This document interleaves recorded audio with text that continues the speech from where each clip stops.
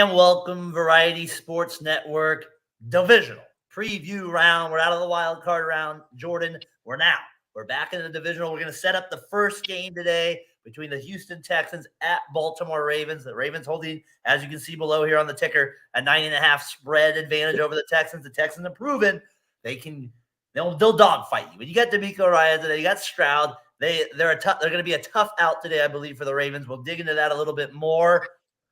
Jordan Maxson, good to see you here on a Saturday. Well, for me, Saturday morning here. You Saturday afternoon out there in Ohio. How we doing, sir?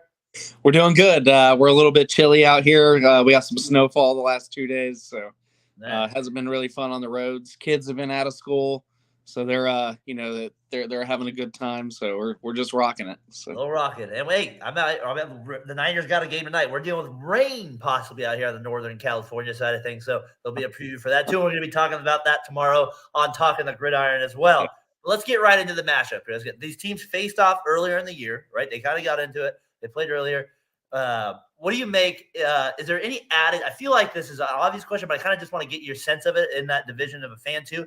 Is there any added pressure on Lamar and the Ravens this postseason? And can Stroud be better than Lamar? Do you see? These are just kind of my two initial thoughts to these previews here. What do you got with that? As for pressure, the first part of your question, I definitely there's pressure. The AFC North is now 2-0. So the Browns didn't look great. The Steelers kind of put up a fight, but at the end of the day, they fell apart with Rudolph in the offense. So being the best division of football and being, out loud, being the only division of football with all teams over a 500 record, which in a lot of people's opinion made us at least one of the toughest in football. Definitely a lot of pressure to get this done, especially against a team that kind of snuck out of the AFC South because the Colts crumbled. The Jaguars, underperformed severely there at the end of the year on a losing skid. Yep. So I definitely think there's a lot of pressure on the Ravens. And remember, the Ravens last time they were the number 1 seed, they lost. So there is like that added little kind of gun with it. And Lamar has that kind of tag on him right now that he can't pass still in that postseason. So I feel like that's a big added thing with it. We'll see if Stroud, he wins a game like this over Lamar. That kind of starts this conversation, right? About is Stroud now, the next, instead of is he the next Lamar, is he better than Lamar? And, so that kind of gets the chatter going a little bit. So it'll be interesting, the storylines coming out of this game as we get into it. All right, let's get to our Houston Texans keys of the game. What do you see what the important parts for the Texans to come out with a victory in this one? The Texans got to do what CJ Stroud's done all year with only 5 interceptions in a regular season. No turnovers. They got to be low turnovers or no turnovers. If you turn over the ball to Baltimore, they're going to score either 3 with the best field goal kicker in the game, or they're going to cash in 7. And when you get behind the chains with them, Baltimore's defense is designed to let the dogs loose. They have a good secondary, even though they got some key injuries going into this week on their cornerback position. But they're still designed to blitz you. And if you get behind the chains and you're not going to be able to run the ball against them, that's definitely going to be a key factor for the Houston Texans moving forward. Also, Texans got to establish a run game early. CJ Stroud excels in the play action game and with his tight ends and with his outside weapons. For him to continue to do that, they have to have a successful run game in the beginning. Otherwise, kind of what I alluded to earlier, Baltimore is going to tee off. One thing I wanted to add to that too for the Texans is they were tied for 5th this year in turnover differential. They got obviously those 2 pick sixes against the Browns. Lamar will be a little tougher pocket presence to get down a little bit, but they did. That is a big thing for them, the turnover battle. So we'll see if the Texans against a team like the Ravens, like you said, it's a ball control offense at moments, and Lamar, he kind of makes crazy plays in the pocket, extends them. That's really hard on a defense. We'll see if they're able to create any turnovers with that. But it'll be a good challenge I'm interested to see how D'Amico Ryans defensively approaches this one in that game. All right, let's go to the Ravens' keys to the game here. Ravens 9.5-point favorite. I know we've talked about the run game with them a little bit. Anything else with them that you feel like is a real key to them to kind of put the Texans away? Kind of the surprise of the year. The key to them is going to be, can Lamar be successful in the pass game? And I've said it on the gridiron all year early in the season, and it's bit my hand. I was like, make Lamar pass, make Lamar beat you. And with OBJ and the weapons that they've drafted, he's doing it. It's scary. I hear Jimmy's heart popping out right now of his chest. He's getting it done. Shout out to Jimmy. Jimmy, far to the bench. Shout out there. You get a little bench shout out. But yeah, he's getting it done with the outside weapons, and I think that's going to be the key to the game because everybody knows Baltimore loves to run the ball. Everybody knows whether it's designed or not, Lamar's going to tuck it and run it. That's not something you have to plan for. What you really got to plan for is controlling the outside weapons and staying on the routes when he does extend the plays. It'll be interesting how they use Dalvin Cook. And just signing him, will he be a fat? I don't really feel like veteran running backs usually come in and be factors like this. I feel like it's going to be more a factor than Andrews. I think Andrews is the ultimate decoy. Off that knee injury. He's activated. He is expected to play today.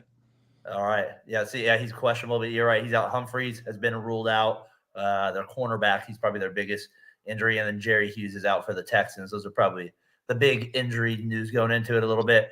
Yeah, the thing, you're right. I think that Ravens, and they have Tucker, right? He's always kind of like their little bailout too at the end, I feel like.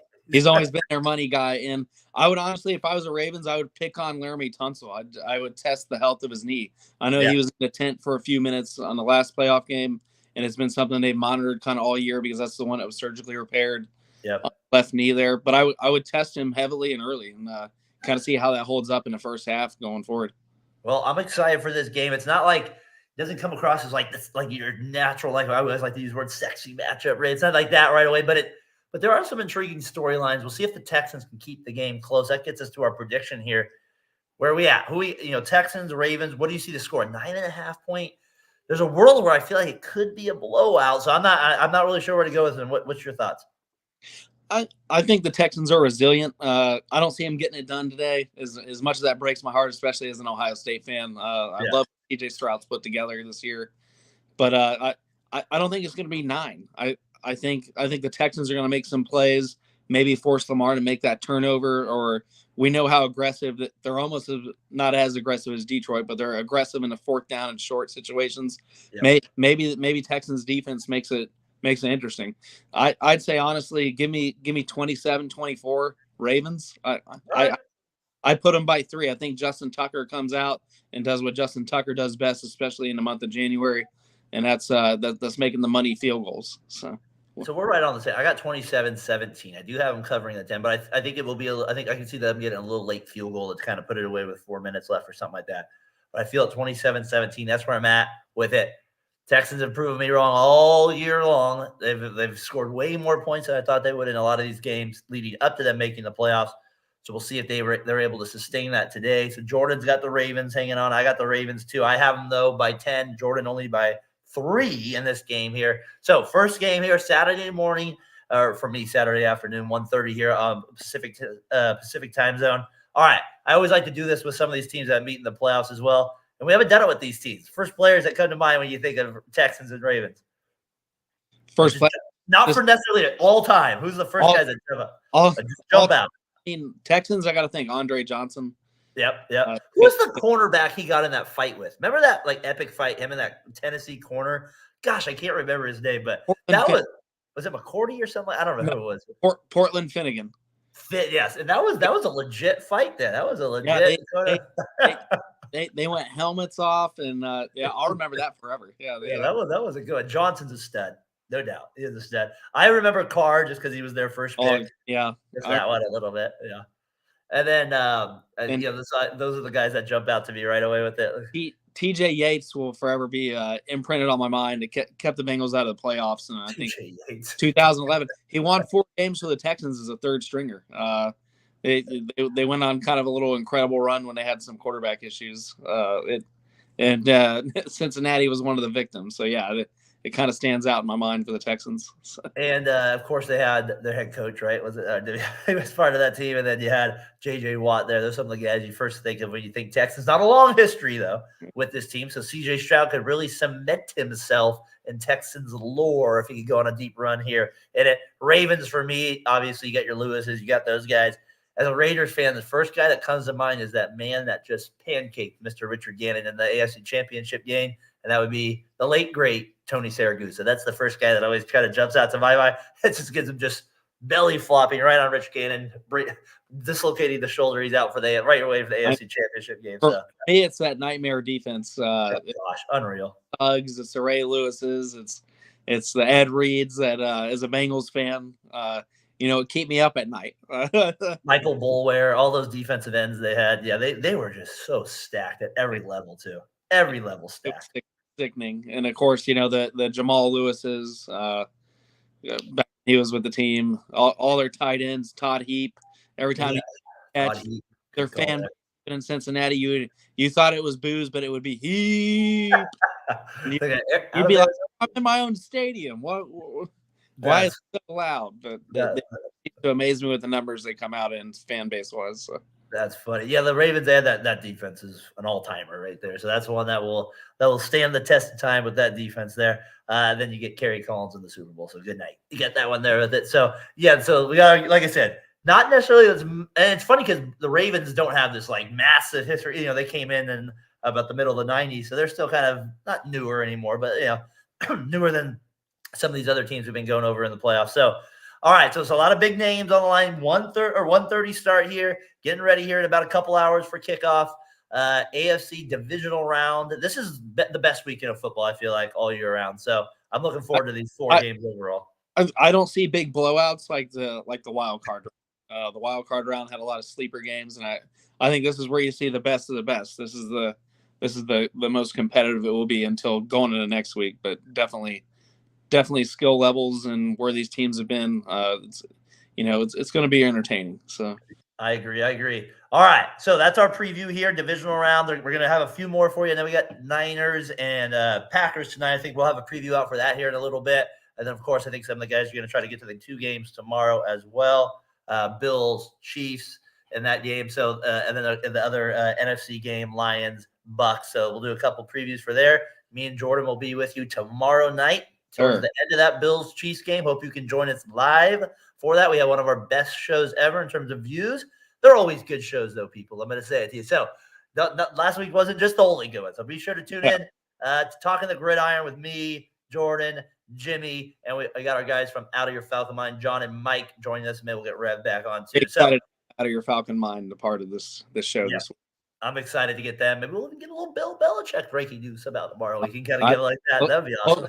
a little bit of Reednig there because they acted like the Belichick was, when we were about to break it, they said Belichick was the man. Then they called a second interview with Hardball. So a lot of there's a lot of clout going on over in Atlanta right now on what's what.